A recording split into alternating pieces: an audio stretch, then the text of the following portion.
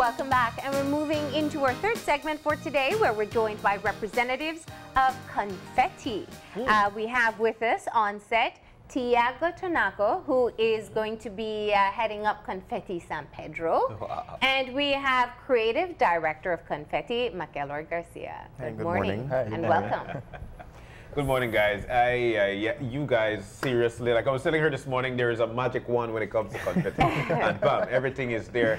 But we're venturing off but into... I'm sure McElroy would tell you, no, it's a lot of work. Right, there we go. Creative director, come on. It's a lot of work. You know, a lot of people don't even see what happens behind the scenes. Yeah. They only see the finished product. True. A lot of work that happens here, and you're venturing off now into La Isla Bonita. Talk to us, Confetti. Well, first of all, we've been promoting for quite some time now, but because of our extremely busy schedule, we haven't had time to really sit and focus on the opening of that. But now we are glad to say that we're actually having the grand opening on January 13th, 2018. Wow. So we're extending out in San Pedro, and we're pretty excited about that. And what are the services that you're going to be offering? Confetti San Pedro is going to be a boutique storefront rental mostly, so we're going to have all the different rental items out in San Pedro, the different types of chairs, tables, flatware, silvers, decorative accents. Wow. We're going to have different types of linens. We're bringing in a new type of linens, more elegant linens. So not just regular plain colors, but different textures, different fabric type, Okay. So there'll be multiple choices when it comes to that. And one of the things that I asked you the last time was, is there any such thing as we don't have it at Confetti? Not as yet. We try for our clients. We ask usually for an event, a wedding per se. We have enough time, so whatever they want, we like to get it in. So we never like to say no to our clients, right? Yeah. That's what we do. We try to create unique events, so yeah, we try our hardest to get it in, and we're always successful in that, so yeah. But we know this is a very busy season. Very. All right. Is it all Christmas, or is it Christmas and weddings still? So far it's been all Christmas. Okay. Home decorating, corporate decorating, Christmas parties. Christmas parties, yeah. And we have our beautiful tree that you decorated for us. And listen, this is one of the most look forward to segments because everybody wants their tree to look good. And now everybody can hire Confetti to do it because you guys are booked up, right? Yeah, pretty much, yes. And there's so many things people do wrong. The tree doesn't look right. It doesn't look full. It doesn't have enough lights. And so I know people who are waiting with their pens and paper. They need to know what to do to get their tree to look like this. So let's talk about that. All right. You said there are many things people do wrong. Yeah. I wouldn't pretty much say that. It's just... You haven't seen my tree yet. That's right. No comments. But, yeah, wow, it seems like I was here a month ago doing this. But you see how time flies. But the first important step is the fluffing of the tree. For me, I like to go branch from branch. I start from the bottom. I don't put the entire tree together all at once. I would go piece by piece. That way it's easier for me and I don't miss any branches. Yeah. What I like to do, I know people have the tendency of branching out the tree outwards. It doesn't make it look full when you stand in front and it's done. I take up all the branches in different directions. So you do up and down? Up and down, side to side. Okay. So it, like once you look at each branch, it has a roundness to it. Yeah. So once the entire tree is done, it's more full. Yeah. So right, and then the second step is the lighting. Again, we start from the bottom and we go branch by branch. We wrap each branch and we go around up. You wrap each branch, so it isn't the spiral around. No. Okay. Because then when you're done, you still see the wires. This way you had all the wires intertwined within each branch, right? And then that must be fun to undo. Yeah, so there are many different techniques in decorating a tree. People tend, like I did a client recently and she said, you see, I had it wrong. I start with the small ornaments and I go big. I like to start with the flowers, this sprays, and then when that's filled up, you take the spaces in between and then you put your ornaments. This year, what is trending is not just all the same size ornaments or the same type or the same you know, look. People tend to go different sizes. You play around with sizes, you play around with the texture of the ornament. That way it gives that nice texture when the tree is done. Yeah. For instance, we don't have any ribbon on this, but for ribbons you go sequin, you go matte, you go shiny, you go glitter. You mix and match. That way it gives that wow effect in it, like that one there, right? You see. And then this is another color trending this year, which is the mix of champagne, gold, and silver. Okay. Right? That's so beautiful. once I have all the sprays and the different ornaments on, then I like to do the tree topper, which I always try to make as wow as I can go, right? As you can notice, your tree, I have different textures. I have the sequin, I have the regular sprays. You use little gold grapes. Yeah. And then you see how the leaf texture to the sides. Yeah. So just to fill it in and to give it that array. So this is interesting because I've seen people put in sprays and they look like they're so uniformed. Let me say it that way. Like they're so uniformed in how they put it up. It looks awkward. What's your advice in terms of how to put in the sprays, and can you put in too much?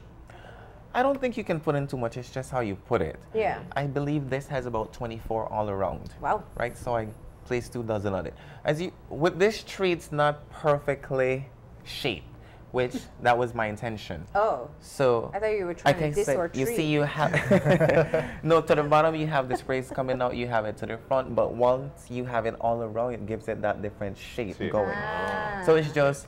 And another important tip: you don't put up and you don't put down. If you're going to put it facing up, then you keep that uniform to go up. If you put it down, I was going to say that. I only just realized that all your sprays are downwards. Are pointing downwards, because if you notice with the leaves that I have bordering the topper of the tree, I have one going up, which is to form the topper of the tree, and then I have the other coming down. So then I follow that same technique coming downwards. Who would have known? Yeah. We definitely have different color sprays, different textures. Correct. And I think it's more larger pieces than actual ornaments. Correct. Like we've done some tree where we have 24 inches ornament, the balls. Wow. We have 18, 16, 24? 20. So, and then the tree is not like a gigantic tree, so, and then it still looks really nice because it's different. You know, you don't keep it the traditional way, you just play around with it. And basically, one advice that I would give to home audiences, in terms of decorating your tree when it comes to color, you know, people like to buy colors that they like, but then when you set it up in your home, it doesn't go with really anything else. So my advice is you keep your tree the way and the color that you have your house set up already. That way it blends in and it's even more prettier. All right. And flower placement? You put it all different direction, whereby you make it all around. You don't just put one side. So if you put at the top, then you go to the left, to the right, so that it's not in one line. Again, you try not to make it as symmetrical or as uniform as you would like. Now, what I love about flowers is they fill up so much space. Like, you need so many ornaments to be able to fill the empty gaps. The flowers are great for that. Yes. What else can you do to fill up big gaps in your tree? The balls. Okay. You take the different shape ornaments, you have the spear, you have the balls, you have the snowflake shape. All those, which is why, again, I say don't just stick to small little ornaments, because then the bigger ones, they just filled up the space, Yeah, pretty much. And then when you're done, no tree will look the same, but it's a different tree and it's your tree. That's the beautiful part about it. And again, to fill up the space, like the ribbons are the last thing that you add. Yeah. Right? So that fills up all the empty spaces once your ornaments have run out. But you don't need ribbon all the time. You don't necessarily need the ribbon, no. Do you use tinsel? Remember when we were younger, it was tinsel on trees? I haven't seen. I don't know. I'm only asking. Some people are traditionalists. You can still use it, but there are different ways of using it.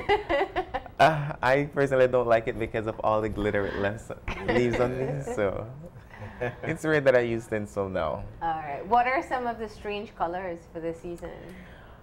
So you said champagne and silver are popular right now. Trending this year also you have coffee, which is that brown, coffee and gold, or coffee and champagne, which many people might not think would look nice. I'm trying to blend it right now. Black is also trending, black and gold, black and silver. The tree is actually black. the tree itself is black. Correct, yes. I was driving around Belize City a couple of days ago and I saw a black tree. I instantly brakes. And the tree was so beautiful because some of the branches had like gold on the edges of the black. It was really, really nice. It must be great with the lights too. Yeah. Yeah. And then all gold or in different shades of gold. Yeah. Like what I've seen this year as well is not mixing colors. You stick to one colors but in different shades of the same color. Oh, so like an ombre tree. Yes, pretty much. Exactly what you have here too. You have Similar different to shades of this, green, yes, yes. We have blues and greens, yeah. This is so beautiful. So tell us, we talked about lights. We talked about fluffing the tree because that's the first, that's your foundation. What are some of the things that you can do just to put a bit extra to make your tree really pop? The bottom of the tree. People generally use a table skirt. I like, you remember those mesh ribbons that gives a lot of texture and form? Well, I like to take those and stuff it under the tree mixed with the lights. So that gives something else other than just a flat Christmas tree skirt to the bottom. People tend to wrap a lot of boxes as gifts, especially in corporate spaces. And it makes the tree even pop more. Like you have a lot of boxes, Christmas gifts, sorry, to the bottom of it. Yeah. So don't, you don't have to put gifts to make it look Christmassy. No. Okay. Well, the Christmas season is definitely bright in here, but I wanted to venture off to Tiago. We know that San Pedro is definitely one of the places that everybody, when it comes to weddings, when it comes to dining, when it comes to just decorating on a whole, San Pedro will definitely go out. Are you ready for this challenge? Are you ready for this? Well, I personally have been with Confetti for about 2 months now, and being with Confetti, I've learned so much. I mean, I've worked in event planning before, but it's so much different. You know, the unique ideas that they bring to the table are so amazing. But as for San Pedro, I think I have personal experience in San Pedro. I lived out there for most of my life, and I moved into the Belize City when I was at a pretty young age. But going back to San Pedro does mean a lot for me, honestly, because I know a lot of people out there and I've worked in the industry before. And it's a stepping stone for the business. Of course, we're opening. One thing that I've amazed by Confetti is that they always seem to bring new ideas every year.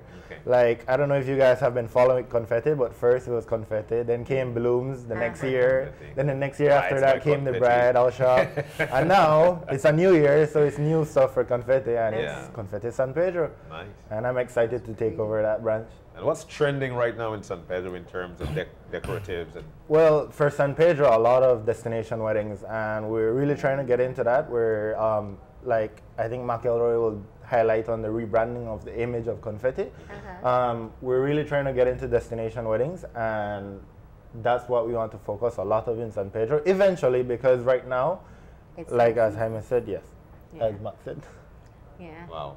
So we're definitely looking at some of the displays you guys have put together. Yes. So tell us about this rebranding effort. Well, our goal now at Confetti is we now start catering for events as of 2 persons to a 500 guest list elopement. Wow. So we've increased our numbers. Last year we used to cater up to 400, but now we're extending to 500 persons. We've had clients coming to us just having to set up their engagement, which is for 2. We go all out for it. This was another small event for 12 persons down in Placencia. So you see, it doesn't necessarily have to be for 100 or 150 to make it grand. We can make it grand for as low as 2 to guests. 500. Exactly. 500. With Confetti, we're like with San Pedro, we're rebranding, so we have a lot of big things coming. As I mentioned before, we have new type of furniture coming in, so those will be in Belize City, and as San Pedro as well. We go countrywide for events. We are renting countrywide. Okay. So we're not just limiting ourselves to just San Pedro and Belize. Hopefully in the future we can brand out countrywide as well. Okay. So you can get your event rentals and you can get event planning. One important aspect of Confetti as well is the planning. We have a lot of clients that coming to us that they don't want to really worry about getting a cake or worry about getting their food together.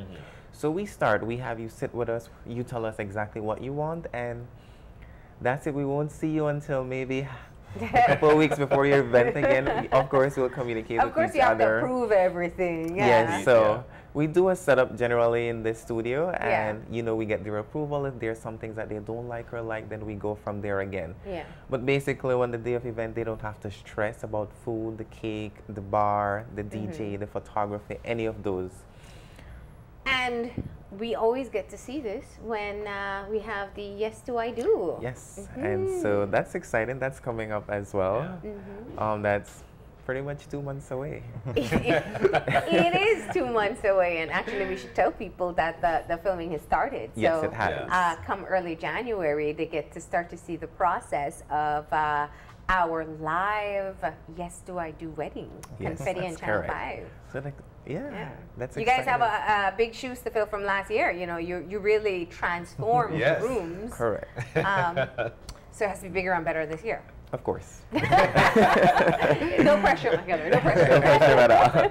No, but we're doing it February, which everyone knows is the month of love. So that's an inspiration for this year's From Yes Do I Do. As I said, we started filming this past weekend. Yeah. So it was exciting to watch. We did the setup, and meeting all the contestants was pretty exciting. So, don't say more. No, we won't. January. That's when the new season is no, coming. that's all Don't we'll say about that. But we will go through that tune in. very event planning process that you spoke about, where you take the lead on putting the entire event together. Yes. We have clients that just tell us what dress they have in mind. So we do their fitting in the studio as well. They show us pictures. We bring in samples of what they'd like. And, you know, we go from there. They pick their dress. And then it's a long, exciting process because you start with the client from start. They just come with pictures on their phone. And when the actual day of the event comes, everything comes to life. That's, for me, is pretty exciting, the day before when we start setting up. Okay. All right. All right. So, if somebody wants to hire you to do their tree, too late? Yes. I would say too late. It depends because, well, people doesn't necessarily set up their tree past the second week in December.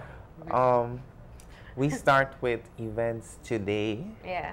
So that's when we start getting into it. We have 2 events this weekend. We have couple events next week and the following week. So we're call and ask, right? Call and ask. Maybe we may have a space here and there. Okay. So where do we find you in San Pedro again?